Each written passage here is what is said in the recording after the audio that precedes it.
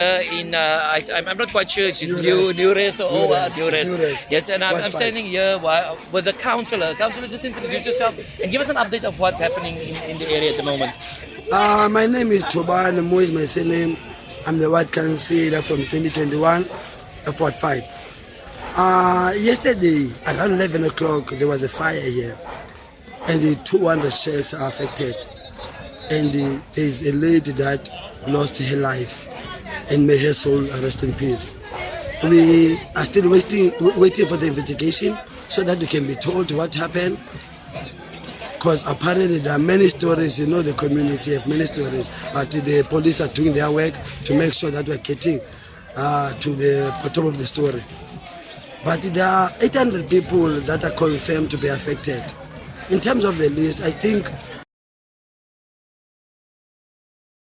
there are people that are not registered, others are registered.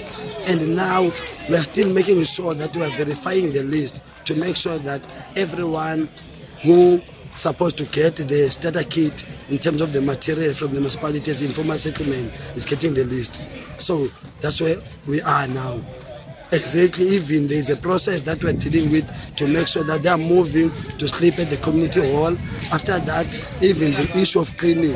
So we're in that process to make sure that everything goes well.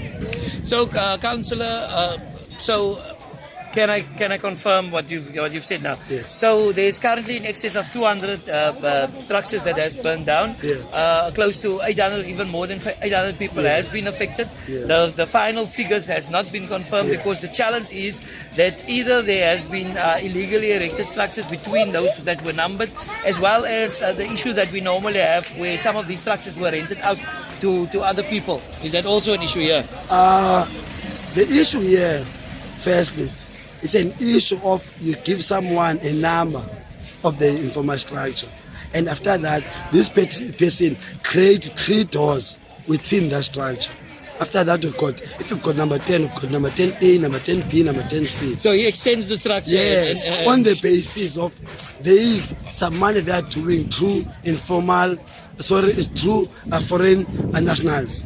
Okay, subletting. Yes. So now the municipality is having that crisis. And secondly, remember, most of these areas are areas that have electricity. For example, you've got a place called Begela Informal Settlement. It's here in Flounder Street, and you've got a place that is in Denmark Street, that don't have a street, electricity, and you've got a place that is Sutendal that have electricity. Sutendal, because of they coming from Sutendal farm. Because it confused me, so I thought, is it related to Sutendal farm? Yes. So it is because the people who moved from there. Yeah. They were evicted exactly from Sutendal farm to come here. So hence they are Sutendal informal settlement. So where we are is that the municipality even have failed us in terms of auditing, because you get a situation that most of the owners that are here are not people that are staying here. The owners are staying in Promataris, others are staying in Flagala.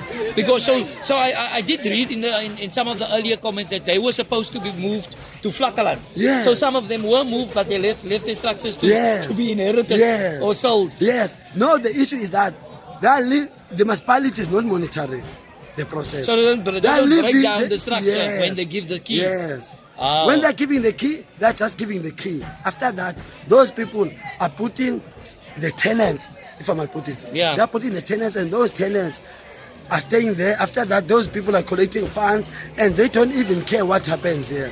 Yeah. So that's where we are. Yeah, and that's the same issue with Fairyland, I know, because I did such a report in Fairyland as well, where the keys were handed over to someone, and even that place was extended, and even more people were put in. So in terms of help, where are we now? What are people getting? The municipality released a statement saying that they are releasing emergency funds. What does that mean to you as a council that people are going to look up to? And what does it more or less say? What does it mean to the people that's now homeless? Firstly, the issue of emergency is not an easy thing, because this disaster has been declared as a disaster. Or this fire have been declared as a disaster. So now we've got our own expectations. Yes.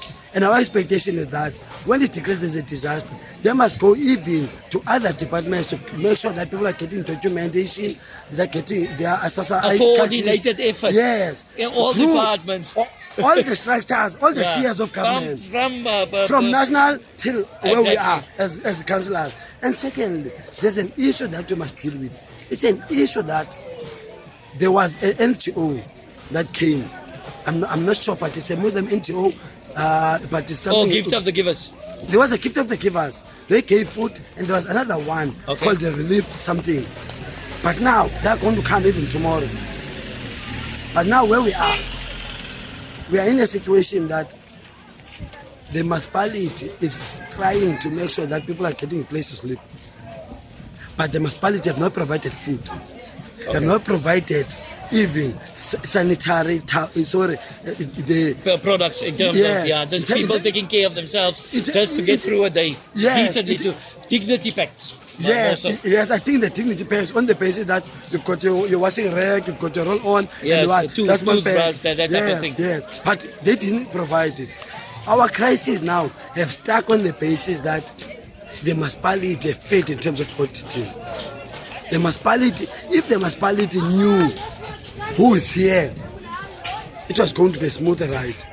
But they don't, because they don't have stats. They don't have Since yesterday, we've been working up and down trying to make sure that we get clarity. Even currently, we are not clear who is who in this disaster. I see Sonia Berger says here in the comment that Soetendal's people are staying in Vlakkeland for 5 years already. So the people that are actually now staying there are all people coming from other tenants. parts. Yeah. That tenants. That illegal immigrants, she calls it. Exactly. It's correct. Exactly. If you know the crisis of this area, it's not even only Ward 5, it's Ward 8. I must say OR and nearest. If 70% now is foreign nationals. Because we saw that when there was the issue last year of xenophobia. The xenophobia, we saw. So hence what I'm saying, that foreign nationals are owning houses here. Foreign nationals are the majority, and the issue is most of the South Africans are renting out not only their shacks, even their houses. So we've got that crisis here, and hence I'm saying that more than 70%, if we can go to states, we'll get a situation that, for example, I know why it's difficult to get the number from the municipality, because most of the people that are staying from Begela, is Plangis, is Soetendal. After that, we've got a place called School Ground, because that's where we wanted a school. So if you can count all those areas, you'll get a situation that most of them are foreign nationals. Now the challenge is, I spoke to a municipality whilst you guys were speaking. I spoke to Mr. Kipedu Jacobs of the Drakensberg municipality, off the record obviously, but Yes. one thing that he did say is, which I can go on record saying, is obviously this is now a humanitarian crisis, so you must now look at the dignity of everybody. So we must not disregard the fact that 70% of these people that is involved here may be foreign nationals. Because it's a human rights issue and all those, because people lost things. And these type of challenges creates a loophole, makes them legal. Is it true, or am I thinking wrong here? No, you know what? The issue of humanitarian, before anything else, before having our own nationals were human. Yes. But now the issue is that somewhere, somehow, we must understand that there's an issue of immigrants that are illegal. And that is and now there's an issue of our own socio-economic crisis that we have as a country. Exactly. You need to be realistic about that. So now you get a situation that you've got people that are not even in state South Africa. Remember, in our budget is based off the stats of how many people. Councillor Moi, we know that we've got 5,000 or 6,000 people. Oh, it works. When we are giving you these funds, we're giving you on the allocation that you are not like Metro. But to get a situation that you are saving Metro in terms of numbers. Yeah, Because there are people you have that are not... 3,000 votes, but you have 15,000 people you're looking after. You get what I'm saying? But now, human settlement must do their task. Human settlement must make sure that all those that are not supposed to be on those informal settlements are not there. That means those that have got houses in Flagaland and Dromadaris, they are not supposed to rent shacks here. So in conclusion, with regards to the stats issue, you would want to urge the municipality to go look at the numbers, to go look at where the keys were given and go back to that structures, because that person had a structure number Y123 and they need to go look and see if that thing was demolished. And when they get it, they'll probably find it's Y123 A, B and C now, because it's grown. You're correct. You're correct. Because the issue of informal settlement, mostly, it's not an issue of municipality or provincial or national government not delivering. It's an issue of corrupt processes that are taking place within human settlement. Because I'm in charge here and I give you an opportunity to create something. But even without that, the issue of I've got 3 shacks, whereas I've got a house. Yeah. That I'm giving my and I consider myself an entrepreneur. Yeah. I think I'm a businessman. But meanwhile, I'm robbing people of an opportunity to get their own house. Councillor Mo, in conclusion, to the community, to the people that lost everything, what would you want to say? Firstly, I must say, it's been some time since 2021. I think the states of Transden could tell you there's no other ward that have got fire like Ward 5. And the issue is that our recklessness. And our recklessness goes hand in hand with us being selfish. Why I'm saying that?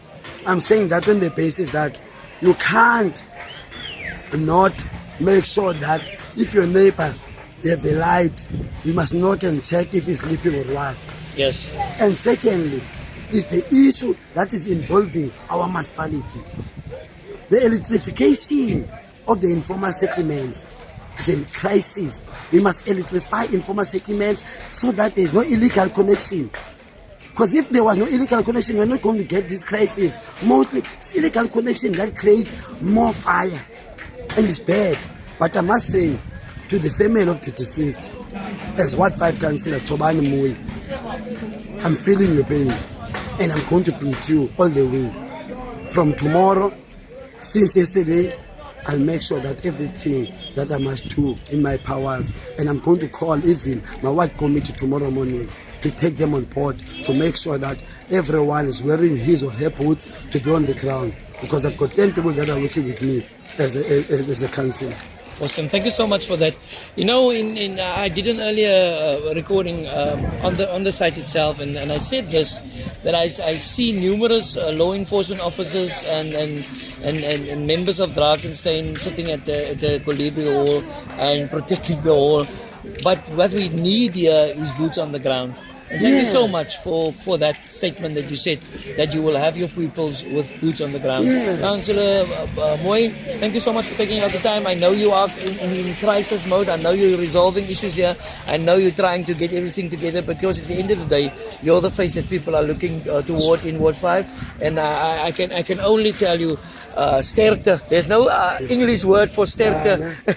Strong. Yeah, sterkte. Thank you so much for taking I'll be a Springbok.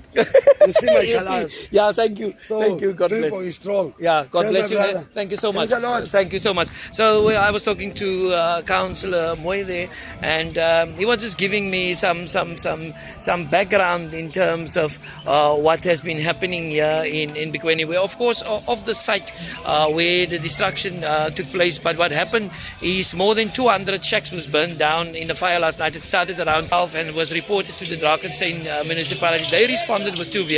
Find solace and that your life will be restored. We pray that your life will be restored. Thank you for Councillor Moy that was willing to talk to us. Ek is Peterson for EJ Breaking News en ek is hier in Newrest in die Goli waar honderde strukture van woesters en so wat 800 mense dakloos gelaat is toe 'n brand uitgebreek het. Dis Edwin J. Peterson vir EJ Breaking News.